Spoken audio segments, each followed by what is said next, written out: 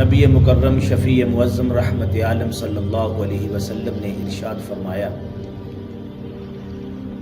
حضرت ابو ہریرہ رضی اللہ تعالیٰ عنہ اس حدیث پاک کے راوی ہیں۔ امام بخاری نے صحیح بخاری کے اندر اس حدیث پاک کو نقل کیا ہے۔ حضرت ابو ہریرہ رضی اللہ تعالیٰ عنہ آپ سے یہ حدیث پاک مروی ہے۔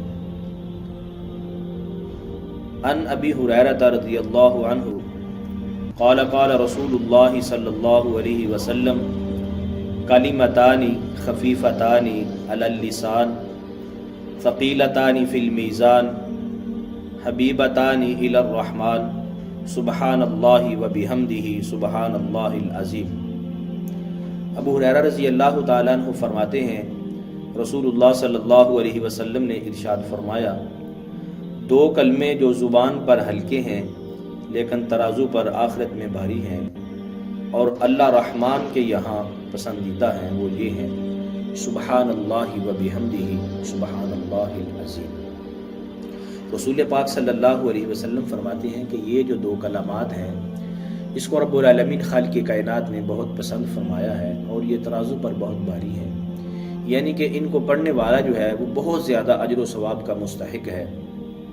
اکثر دوست یہ سوال کرتے رہتے ہیں کون سا ذکر کرنا افضل ہے اور کون سا ذکر کیا جائے جو بہت فائدہ مند ہو اور جس کا بہت زیادہ اجر و ثواب ہو۔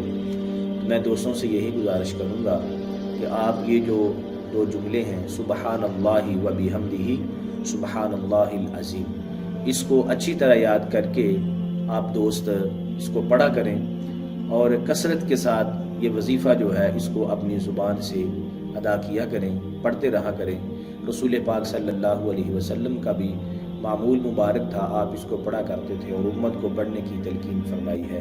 تو جو اس کو پڑھے گا اللہ رب العالمین خالق کائنات اس پہ اپنی رحمت نازل فرمائے گا۔ تمام دوستوں سے یہی التجا ہے کہ وظیفہ کرنا ہے تو یہ سب سے افضل وظیفہ ہے جو رسول پاک صلی اللہ علیہ وسلم نے فرمایا ہے کہ سبحان اللہ وبحمدہ سبحان اللہ العظیم۔ آسان بھی ہے، چھوٹا بھی ہے اور بہت زیادہ اجر و ثواب اللہ رب العالمین پڑھنے والے کو عطا فرماتا ہے۔